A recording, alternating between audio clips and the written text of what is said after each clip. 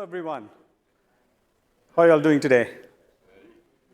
First of all, folks, it's definitely a privilege and honor to be here in front of you all. Thank you so much for being in this session.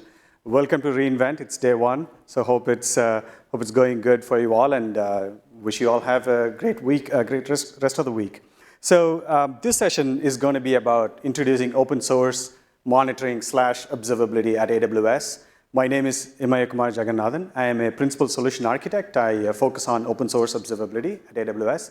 I am joined by Vikram Venkatraman, who's sitting right here. He's going to join us in the second half of the session today.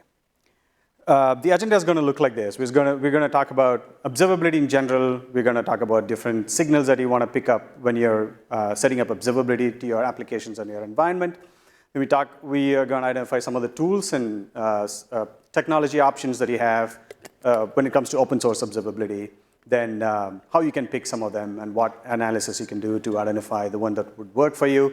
Then we'll also look at some of the new ones that we're working on and how you can automate observability on Amazon EKS in particular. All right. So before we get too far, I want to take a couple of steps back and identify and talk about application complexity in general, right? We started with monolithic applications maybe a decade and a half ago or something like that. We used to write large applications, multi-tiered applications, and they were running on metal machines. Like you could actually know the machines. You would name the machines. People would treat them so dearly. Everybody used to have their own names for those machines. And they were treated as pets, like, you know, people loved those machines, and they would be extremely hurt if you did anything to them. And then we discovered virtual machines. Then all of a sudden, those machines were not all that important. And with the birth of virtual machines, service-oriented architecture came to be, and we were all designing services. Like if you're in like APIs, right? We would design APIs, and you would separate some of the functionalities out of the main application. You would kind of had some opportunities to kind of scale.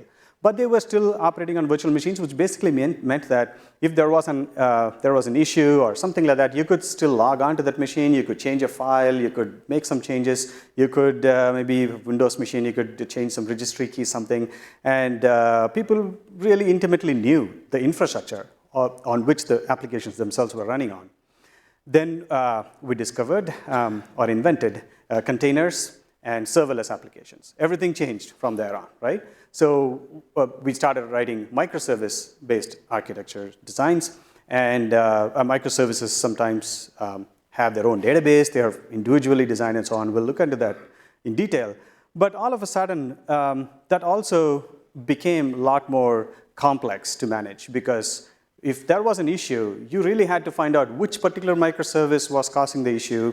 You really had to have good grasp of what is going on in your environment to really understand where to even start troubleshooting. Because an application, a customer is complaining about an application being slow or a particular workflow not working, your business team is complaining. And in the past, like I said, you could log onto the machine and find out, but right now that container has crashed. So nothing exists. It's vanished in thin air, so you don't even know. Another new pod is spinning up. Another new task is spinning up. So if you think about it, monitoring the life of DevOps people and the people who monitor such environments did become more complex than it was. That's definitely that can become life-changing thing for a lot of people. If you don't have the right set of tools or right kind of data that if you don't capture those from those environments. So what does microservice actually mean, right? So typically, microservices are designed using, you could say, the 12-factor app design principle. So they have their own, they could be designed in their own programming languages. It gives the freedom of choice for developers to have their own frameworks, choose their own runtime, to choose their own everything, because microservices are supposed to be individual. Developers are supposed to be able to deploy anytime they want it. It's supposed to be small. They're supposed to scale horizontally, and all of that. There's a lot of moving parts. There's a lot of freedom that you give when you have microservice architectures. However, the question is how to monitor. So do you also want to give the freedom of the developers choosing where they want to send their data to and what kind of data they want to collect, that becomes a really important question. Imagine in an environment where you have, like, let's say, don't even talk about hundreds of microservices. Let's say you have like 10 microservices. And developers had the freedom to send the data, their monitoring data to, to their own destinations. They could be sending to their own log destination, trace destination, metrics destination. So now if you want to troubleshoot, it becomes extremely complex. Where do you even go? Where do you even start? There's no correlation. You cannot even see what microservice is talking to what microservice, right? So the only thing that actually connects microservices here is actually monitoring.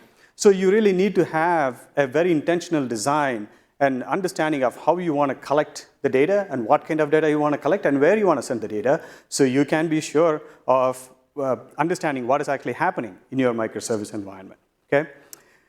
Then no matter how well you design your applications, how much you monitor, how much data you collect, and how well you monitor, but there's always going to be a situation where your application is going to fail. And it's all about anticipating that failure and actually designing applications in such a way that your downtime doesn't impact your business broadly, right? So it doesn't impact your innovation, and it doesn't impact your revenue in a large way, and so on. So that's really critical, right?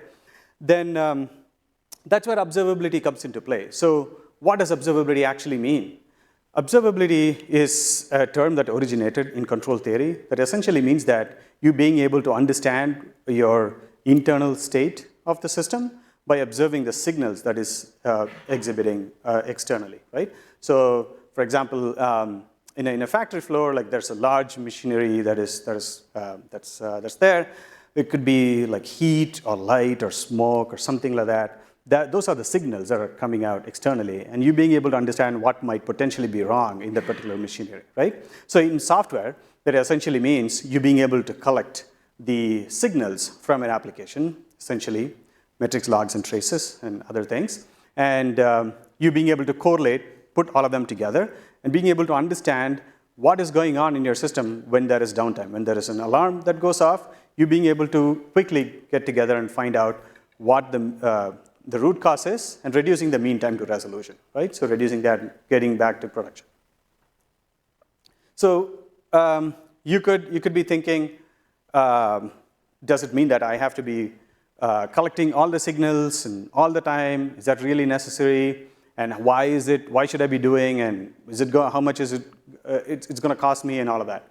So it doesn't mean that all applications have to have 9 nines of availability.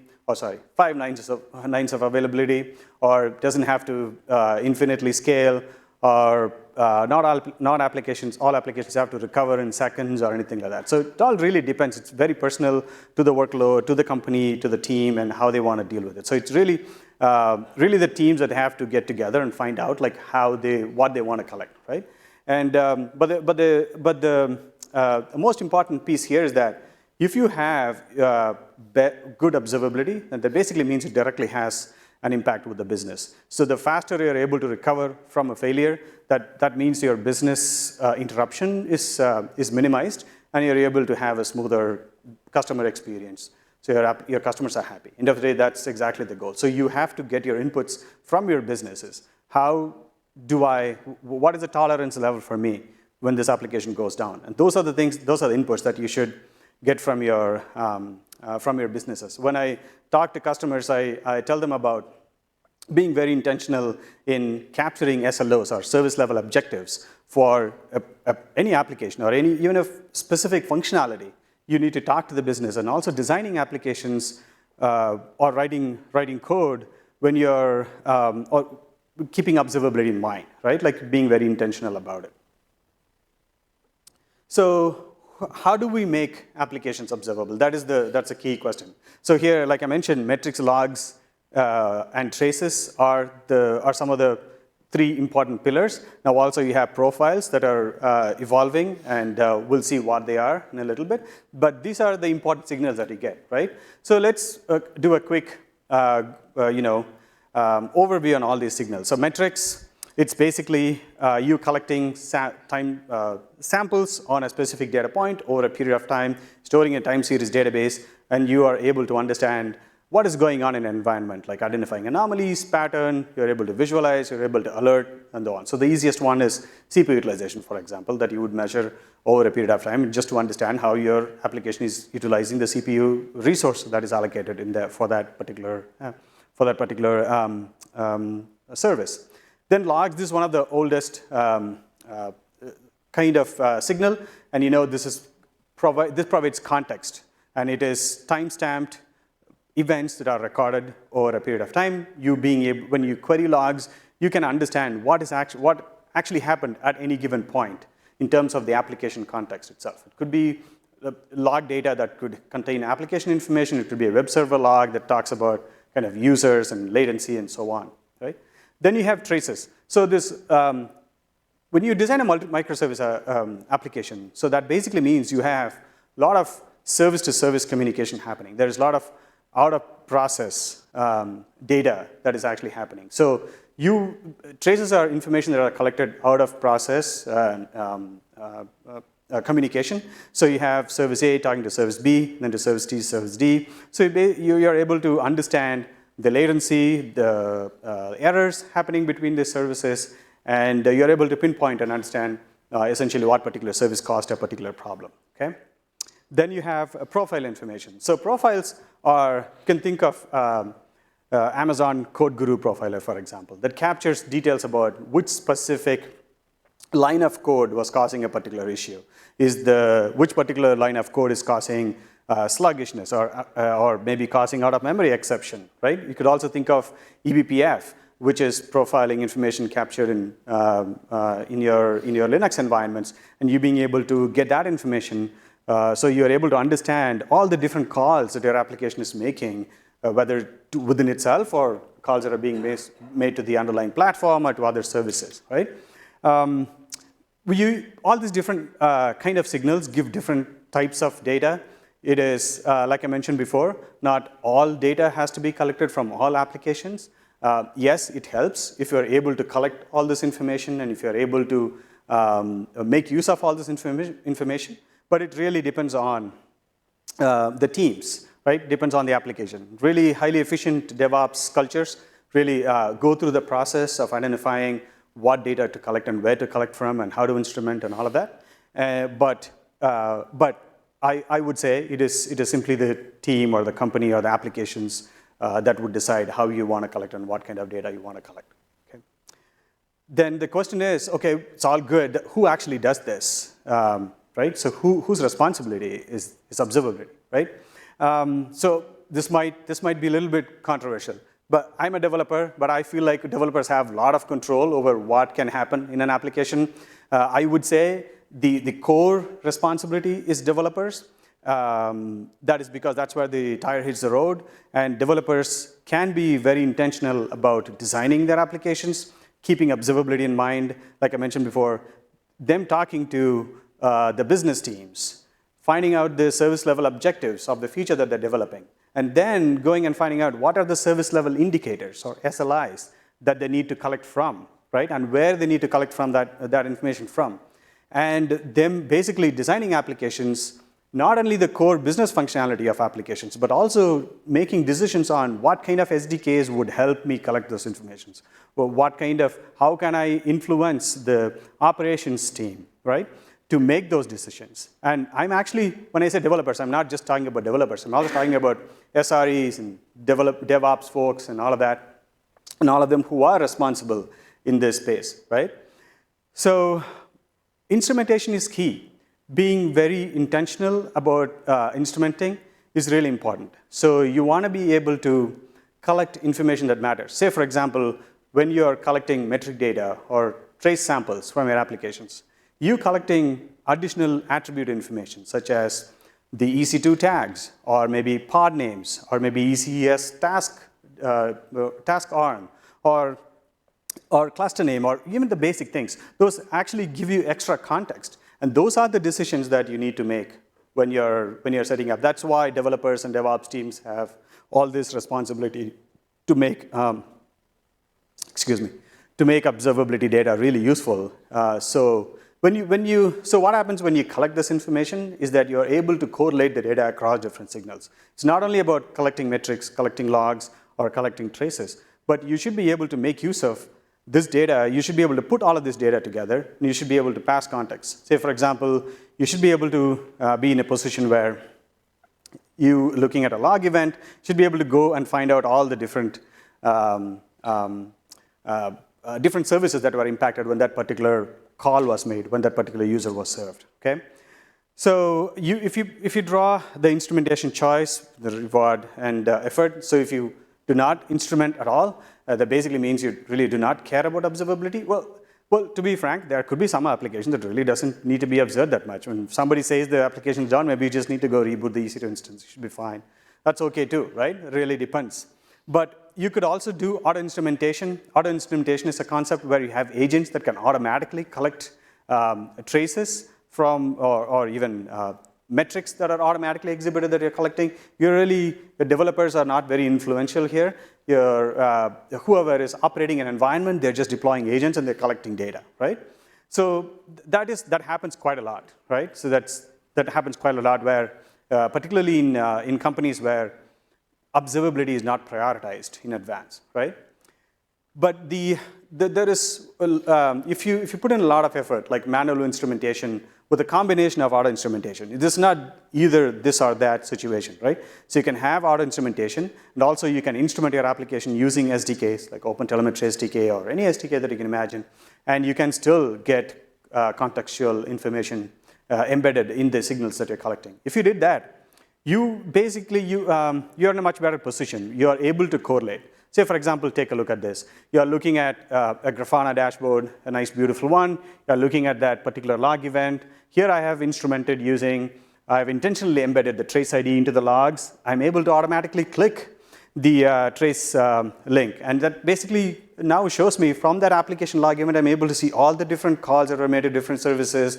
I can see all the different APIs that were invoked, including the SQL statements that some other API that made use of, and all the different events that happened while a particular event happened. So this is from a single log event, right? I have like maybe 10 microservices. I'm able to simply just click that log event and go to all the, I'm able to see the entire user workflow from a single log event. That is intentional instrumentation. I wrote this code so I know that I want to find out when such a thing happened. I want to find out what the flow was. I could have maybe 50 services, but that maybe only affected 5. With this, I'd be able to find what those 5 services are. Otherwise, it's extremely hard, right?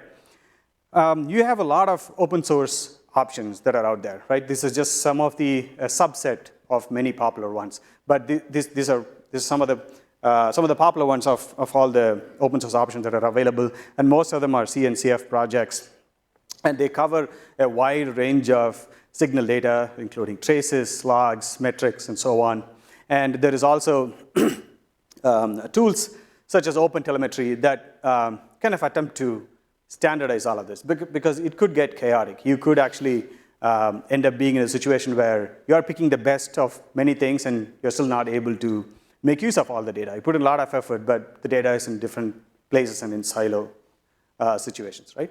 Okay, so let's talk about OpenTelemetry, because that is what is trying to bring everything together. So the problem is real. So you could pick a vendor that you really like for logs. You could pick another vendor that you really like for traces, for metrics, and so on. They could be extremely good in these different signals. But how do you put all of them together? That's problem number 1. How do you pass context between these different signals? That's problem number 2. Number 3 is, what if you didn't like a particular vendor? How do you switch from one vendor to another? So you probably use the vendor's specific SDK, vendor-specific agent to collect the data, trace data, and send to the destination, and so on. But if you want to change the vendor, then all of a sudden, you are in a situation where you have to make code changes. You have to unlearn all the agent deployment. Maybe your architecture design is getting impacted because of that. And many customers are in that situation. Sometimes they're not even able to get out of that, right? And OpenTelemetry essentially tries to solve that problem, right? So what it does is it has a single binary for you to collect all the different signals, logs, metrics, and traces, and so on. There are SDKs available for for all the popular languages and frameworks. And we have our instrumentation agents that are available to collect signals from the environment.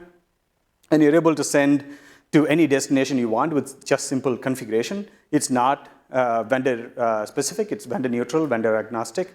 You can change vendors, and this is an open source project. This is CNCF, right? So what does AWS distribution for OpenTelemetry actually mean? So OpenTelemetry is a CNCF project, like I mentioned before. So AWS is one of the big contributors to this project. And what we do is, every single line of code that we write, we contribute to the upstream OpenTelemetry project, okay? Then we take that upstream contribution, the whole code base, then we do it very frequently, right? So we take the code base we pick some of the components that are important. We'll see what those components are in the few upcoming slides. And then we have those, have that code base go through the AppSec process, right? So we test that, we ensure that it is actually doing what it is saying it is doing, and then we want to only pick those that are mature or close to being mature or promising and so on. And then we redistribute the collector. So the collector is basically the agent. That's what is in context here. So when customers use the ADOT, it's called ADOT in short, ADOT collector, so you get AWS support, and you can, which basically means that you can be sure that it is something, a binary that has been tested, that also has support that you can go and ask somebody. If you didn't do that, you're also free to use the OpenTelemetry collector, but it's just that you're relying on the community support and community's commitment to making it stable and so on, right? So it currently supports metrics and traces. The logs, the OpenTelemetry project itself is not fully available yet, so you just have to keep that in mind, okay? So let's talk about metrics. Yes, we talked about OpenTelemetry a lot, but there is also Prometheus, right? So Prometheus metrics is one of the most popular metric formats at the moment. Like for example, in Kubernetes, Prometheus metrics are natively available. Kubernetes has, or Prometheus also has native support for service discovery for Kubernetes environments. And Kubernetes itself exposes metrics in Prometheus format. For even the API server, there's even things like node exporter that you can deploy and get details about EC2 nodes on EKS cluster and stuff like that, and so on. So Prometheus is extremely popular. So Prometheus is not only a standard, but also it is, there is PromQL, which allows you to query the metrics from, and it is quite flexible. It really supports high cardinality metric situations, which is really important when you're running in highly ephemeral environments like containers and serverless. So Prometheus is, and also it has alerting abilities. It has rules abilities where you can actually combine metrics and create new time series out of existing time series that you have. Maybe you want to create new time series because you want to query those in that fashion through PromQL, and you don't want those queries to take too long. So you're pre-computing the data that you're sending. So it has a lot of such abilities, right? So Prometheus is extremely popular. So it's not only that, you can actually use the OpenTelemetry SDK. You can instrument your applications in OpenTelemetry and still send that data to Prometheus destination, right? So the way it works is this. You have your application. You instrument using Prometheus SDK. And it is the application exposes metrics at an endpoint, let's say called /metrics. And it is in Prometheus exposition format. And you will run a Prometheus server, which you configure. Prometheus works in a pull model. You basically tell the Prometheus server that this is the place where the metrics are available. Go get those metrics. So your application isn't really responsible to sending the data to a destination. It is the Prometheus server's responsibility to go fetch the data from your application. Okay? So you've kind of separated the concerns here. So the Prometheus server goes and scrapes the metrics from the source, and it keeps to itself. And you can actually use PromQL to query the metrics from the Prometheus server. You can visualize using Grafana. Prometheus itself doesn't have a visualization option per se. It is really good in storing and responding to PromQL queries.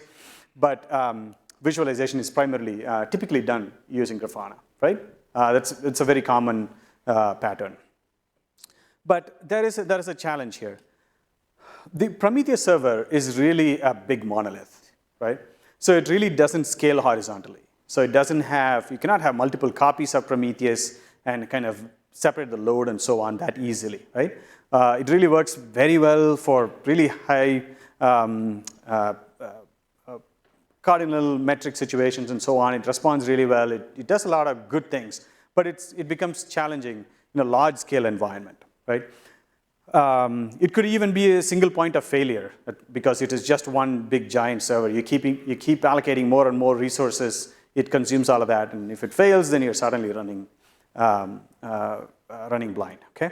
All right. So to solve such situations, the industry came up with these different solutions like Cortex and Thanos. These are all CNCF projects. These are all microservice-based architecture designs that allow you to store Prometheus metrics for the long term. And you're able to cache the responses. You're able to run queries. They can even do alerts and do all of that stuff. It really helps you operate Prometheus at a large scale. But I said it is a microservice environment. So that basically means it is complex, right? It is going to require a lot of attention and effort from your side to operate that environment. So that is why we came up with Amazon Managed Service for Prometheus. This is actually based on Cortex. It's a fully managed service on AWS. You really don't have to provision capacity, or you don't have to have auto-scaling or anything configured. All you have to do is send the metrics to the managed Prometheus service. It has alerts built in, alerting rules, recording rules. It even vends some metrics into CloudWatch about itself. And it is really simple to configure. And you really don't operate anything. Or you just deploy an agent, send the metrics to the destination. You can, of course, use like something like Grafana, right? The way it works is like this. You have, again, Prometheus SDK with an application. You can use a Prometheus agent or a collector or OpenTelemetry collector to scrape the metrics from that application. You will remote write to manage Prometheus service. You can visualize using Grafana or self-hosted Grafana, or you can also use Amazon Managed Grafana to visualize, okay? So this takes away the heavy lifting that you would otherwise have to go through. And if you use the OpenTelemetry collector, right, so these are the different components, first of all, that are part of the OpenTelemetry collector component, okay?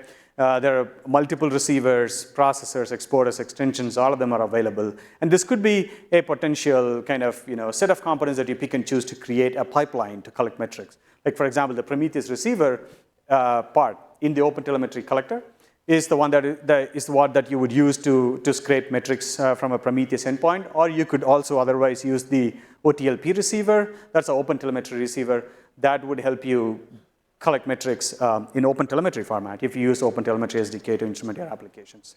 Then you can use something like batch processor in the A collector. This is, again, like I said, this is all upstream. What we do is we redistribute after testing, right? So batch processor allows you to group the metrics and improve the performance of the collector, so you don't have to make too many frequent API calls to the destination. So it allows you to group the metrics or traces. It doesn't matter what kind of signal it is. Then you have metrics transform processor. It's a processor that is built specifically for metrics. A metrics transform processor allows you to add, extract, delete labels, and so on in the metrics, right? Then you have filter processor that you can use for any types of signal, like other traces or metrics or anything. You can drop metrics. You can kind of filter some of them based on maybe regular expressions, or even have a strict match rule, so you can add or drop metrics that you want. Then you have the Prometheus remote write exporter that is built specifically to send metrics to long-term storage solutions like Cortex or Thanos or Managed Prometheus service. If you're sending your metrics to Managed Prometheus service, you will have to use the SigV4 auth extension right there. So that allows you to authenticate your API calls that you're making to the Amazon Managed Service of Prometheus through SigV4 protocol, okay, which is required for it to authenticate. So then we move on to traces. I'm going to hand over the mic to Vikram to talk about traces. Thank you.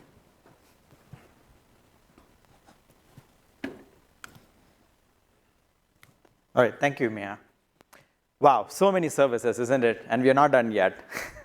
But don't you worry, we are here. We help navigate these services and select the right observability services that fits your use case. My name is Vikram Venkatraman. I'm a principal solutions architect here at AWS. I primarily focus on containers and observability services. Now, you may kind of talked about traces at a very high level, right? Traces, to elaborate further on that, traces helps us to understand the interconnectivity between components. So by design, the microservices has multiple components, and traces help us in understanding the performance of these components as a request flows through them. Now, the first service that we're going to talk about in understanding traces is Jaeger. Now, Jaeger is an interesting open source tool. It gives you a framework to collect, store, and analyze traces, right? As you can see, it has its own instrumentation libraries, which helps in emitting these telemetry signal, which is trace. And it also comes with a backend, Cassandra and Elasticsearch supported backend, where you can store these traces. And it also gives you a good interface where you can visualize these traces. But for me, one standout feature of Jaeger is its ability to do upfront sampling. Jaeger libraries can apply this upfront sampling, and let's say a service A tries to communicate to a downstream service B. By applying this upfront sampling, the sampling strategy is also being propagated to the downstream services. So when service B gets a response from service A, it respects the strategy, the sampling strategy, and it collects the traces accordingly. And now we all know how humongous traces can be depending on how active our microservices are, right? So by applying this upfront sampling, you not only limit the number of traces that you're collecting, but you also get a complete picture of your application call starting from service A to a destination. Now, let's say, Jaeger sounds great. We decide to proceed with Jaeger.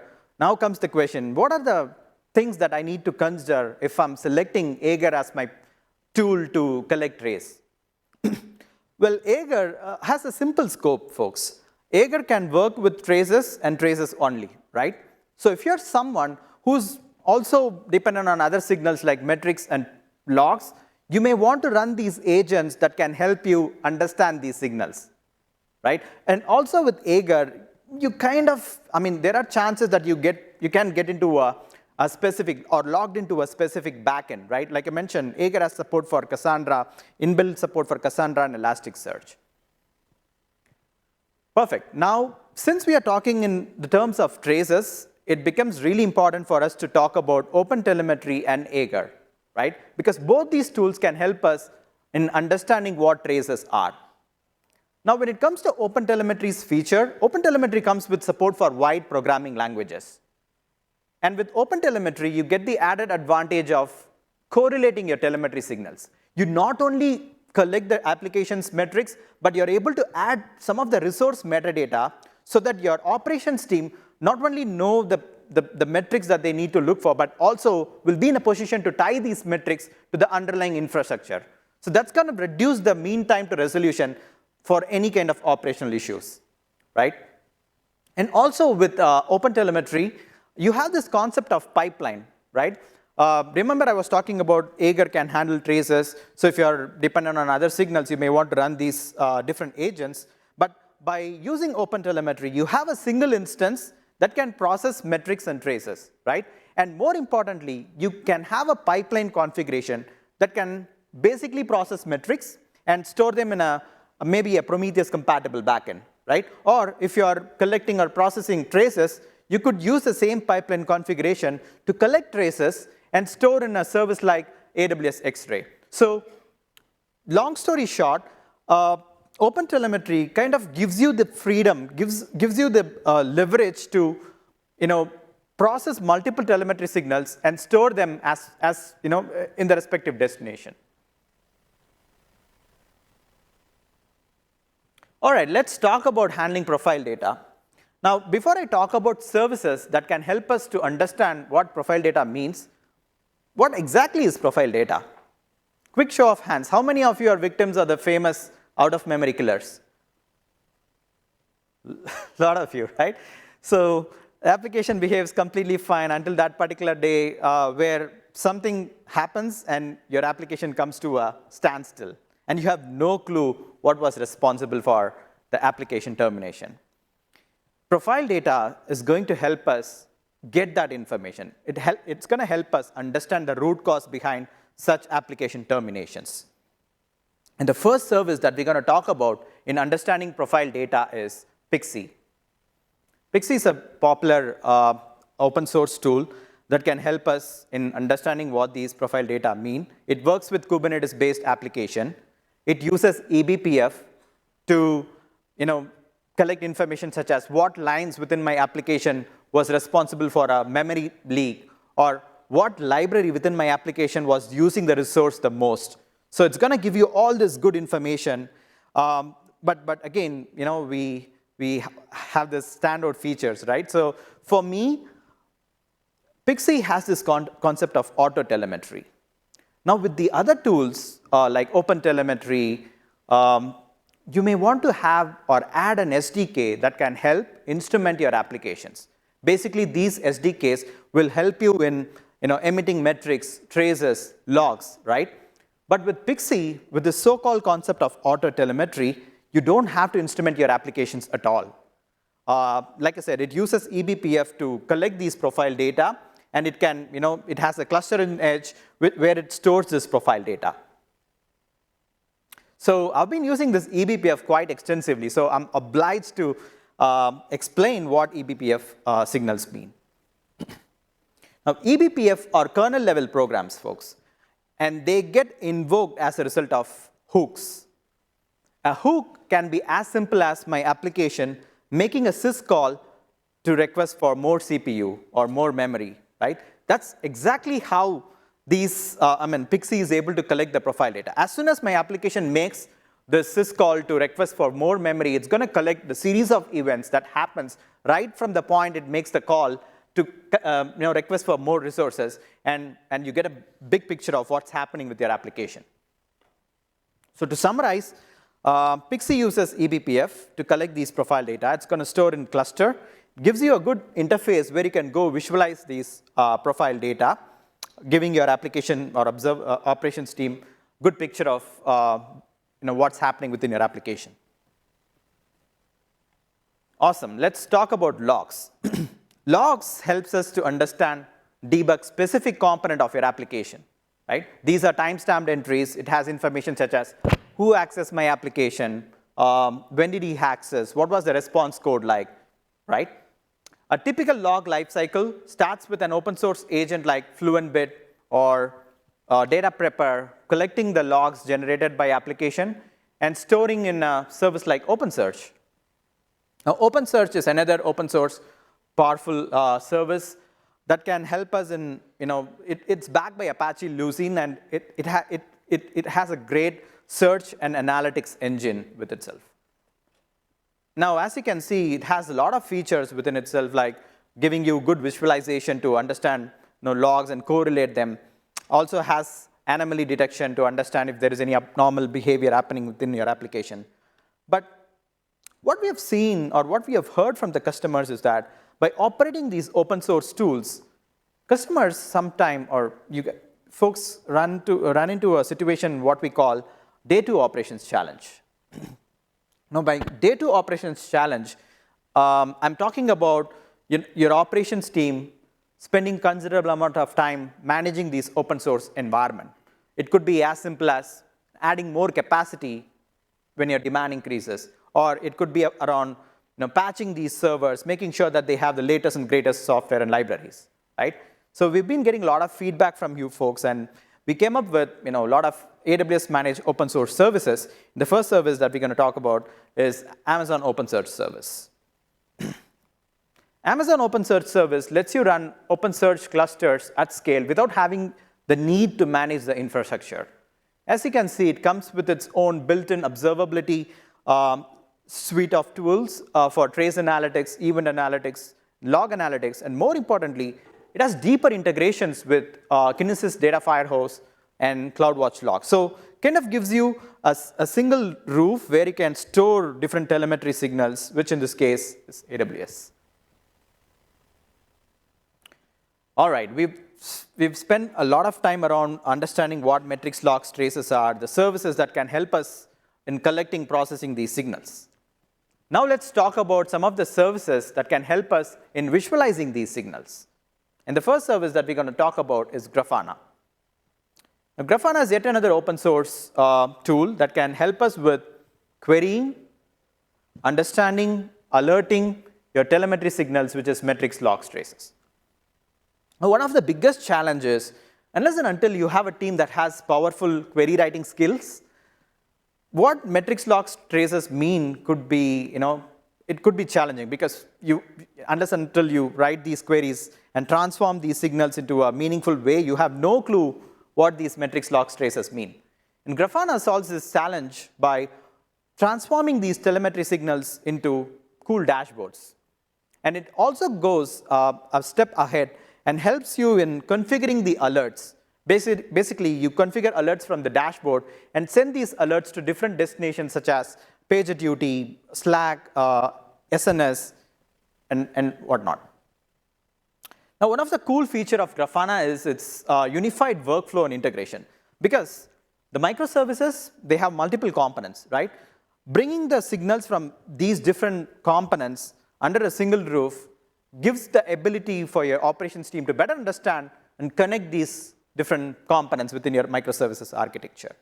And it also, like I said, you can configure alerts on top of these dashboards and send notifications to the proper team that manages these applications.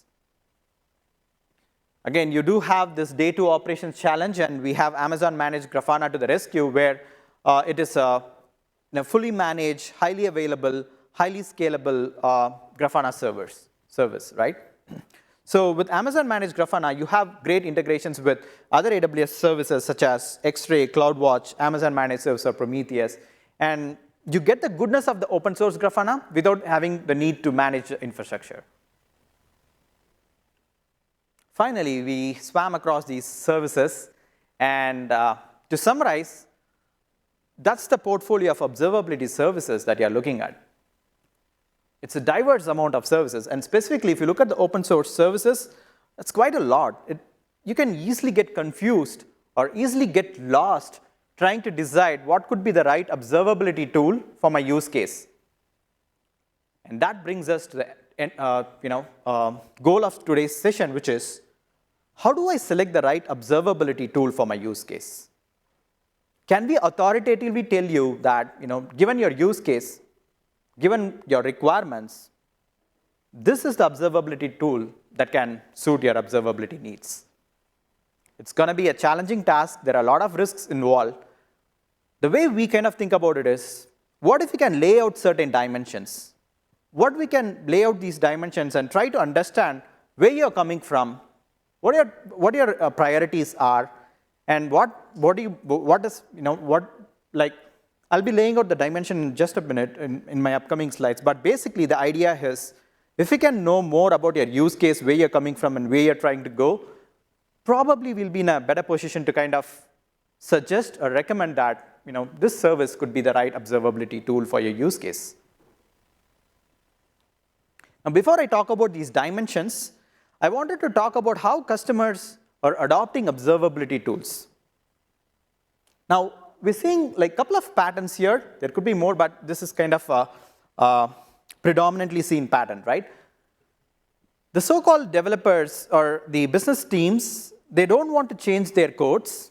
All they have to do, or all they are focused on doing, is solving their business challenges and making the enhancements, innovations within their applications, and leave the observability challenge to the cloud provider, or maybe come with out-of-box tools that can help us solve their observability challenges. A classical example is using the auto-instrumentation feature available with OpenTelemetry. Now, by running the auto-instrumentation agent along with your application, you don't have to instrument your applications, but the auto-instrumentation agent will be responsible for emitting the telemetry signals, right? Or think about your Pixie, right? You don't need auto-instrumentation at all. It has this cool feature of auto-telemetry, using which you can, out of the box, generate the profile data and understand what's happening within your application. Now, that's pattern number one. The second pattern is what I call making the strategic decision in deciding the platform where you run your applications. The platform team sometimes picks the platform where they deploy their application. Let's say the team picks Amazon EKS as a platform to deploy their application.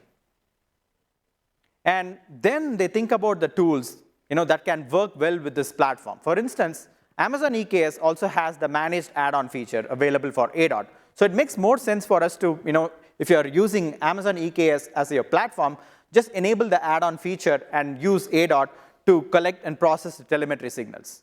For instance, if you're more into collecting metrics, you can use the Amazon Distro for OpenTelemetry or ADOT to collect these metrics and send to a destination like Amazon Managed Service for Prometheus. Or if you are more into traces, collecting traces, you can have the ADOT configured to send these traces to AWS X-Ray. So to summarize, this is the working backwards pattern where we see customers picking the right platform and then figure out the tools that can work well with this particular platform. All right, let's get back to the dimensions, right? I was talking about what if you can lay out certain dimensions and get to know your use case better. The whole idea behind having this dimension is the fact that our customers are very broad and diverse, right? They come from different backgrounds, they come from different industries, they come from different levels of maturity, right? So for some of the customers, it's the simplicity and agility is what matters, because they don't have an operations team at their expense which can handle the observability platform. So they might be dependent on the cloud providers for observability. Or for some customers, it's the flexibility. They might have some unique requirements. They might be capturing some custom metrics to measure their application's health. Or they would want to have better control of the so-called observability platform for compliance reasons, right? So maybe that's going to be the deal breaker or deciding factor based on which they might be choosing a proper observability tool. For some, it could be the hybridity, because they might be having this workload running on-prem as well as in the cloud. So the observability tool that you pick should be able to solve the challenges of both the on-prem environment as well as the cloud environment. Or it's the, maybe the scalability, because again, like I said, there is not a big operations team that can add more capacity as your demand increases. And again, they might be relying on services like the managed services, right? Like AWS managed Prometheus or Amazon managed Grafana. So long story short, there is no one observability solution that solves all the use cases. And that's precisely why we have a portfolio of services that can help our customers in solving their observability challenges. To expand further on these dimensions, right, how can we make sure, or how can we make it easy for our customers to consume the right observability tool? Can we talk to you? Can we try to understand things like, what's your workload like? Are you running the workload on a Amazon, maybe, is it a container-based workload, or is it a serverless-based workload? When it comes to capacity, can you tell us more about where this application currently resides? Is it on Amazon EC2? Is it on Amazon ECS? Or is it on Amazon EKS, right? And ease of consumption. So what is your priority? Is it the ease of consumption because your developers need a rich set of APIs that they can use to kind of instrument their applications? Or is it the ease of operation because you don't have a team that can help you with managing the platform? Or are you worried about, your focus, is it more on the hybrid support side because you have multiple environments running on edge, on-prem, cloud, right? So if you can ask these right questions, try to get the proper context, then we might be in a better position to kind of make this recommendation on selecting the right observability tool for your use case. So the way we kind of think about is asking those right questions. Can you tell us what telemetry signals you're interested in? Let's say you select metrics and traces. Can you tell us the platform where this application runs? Let's say you pick Amazon EKS. How do you want this tool to be, or the operation model of the tool to be? Do you need better control? Like, do you want to manage yourself because you can make the customization as per your needs? Or is it more on the ease of operation side where you don't have a team that can manage this environment? So if you can give us this context, we can probably make some recommendations around, maybe a mix of AWS Distro for OpenTelemetry, Amazon Managed Service for Prometheus, and Amazon Managed Grafana can solve your observability needs. Because ADOT can collect both metrics and traces, And since you selected easy operations, we handpicked some managed services. That way you don't have to manage the infrastructure at all. And also, since you're using Amazon EKS as a platform, you could use, again, the managed add-on of ADOT to kind of collect metrics traces and send them to different destinations. This is just like kind of a prototype that we're thinking about. Something like this doesn't exist. But my whole, I mean, the broader ask is, what do you guys think about this? Do you think like having something like this would make more sense in picking the right observability tool? Because we are collecting some feedback, so I would be, feel free to share your feedback, your thoughts. We could, meet, or we could take the questions during Q&A, or we could meet at the hallway. So, having these feedback will make, come up with a recommendation engine that can solve or help you pick the right observability service. It's always easy to talk about observability and best practices, but when it comes to implementing observability, that's where the real challenge is, right?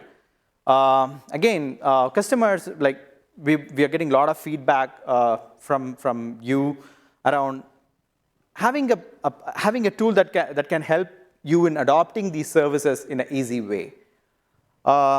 We thought about that, and we came up with this open source tool called AWS Observability Accelerator. Now, this tool deploys AWS Distro for OpenTelemetry on the Amazon EKS cluster. So it works with Amazon EKS cluster. So the tool deploys AWS Distro for OpenTelemetry, and it also provisions an Amazon managed service for Prometheus, stores the telemetry signals into Amazon managed service for Prometheus, and helps you in visualizing the signal using Amazon managed Grafana. The second challenge, the first challenge is implementing observability. The second challenge is configuring these resources adhering to the best practices, right? So the so-called tool deploys ADOT with the scrape config that can automatically discover your targets, right? And also configures the remote write endpoint to divert these signals into Amazon managed service for Prometheus. In Amazon managed service for Prometheus, we do have the recording rules and the alerting rules configured already. So out of the box, you get these rules. And with Amazon managed Grafana, we have 6 curated dashboards that can help visualize both your application performance metrics as well as your infrastructure metrics. One of the coolest things about this tool is it's built using Terraform. So when it comes to scaling or deploying this tool across accounts, across regions, or making customizations to the existing configurations that's out there, you can easily do it because it's Terraform end of the day. And you deploy this tool using a single Terraform command. I humbly request you folks to check the GitHub page. It has list of, we're looking for more feedback, again, more ideas to add more features to this tool. So welcome any suggestions on that. And AWS Observability Workshop is another one-stop shop where you can get your hands-on skills on getting to know more on the AWS monitoring services like CloudWatch, Amazon Managed Service for Prometheus, Amazon Managed Grafana. So it has a lot of the monitoring services, and it's the way you can use these monitoring services to understand your application performance. And if you're more into observability and you're more interested in knowing more on observability, I do request you folks to check these sessions, which also which also focuses on observability. All right, with that note, I thank you so much all for giving us this opportunity to present to you about observability and making the right choice on selecting the open source tool to solve your observability challenges. Thank you so much, folks. Please do take a few minutes in completing the survey. That will help us shape these contents in the future. Thank you so much.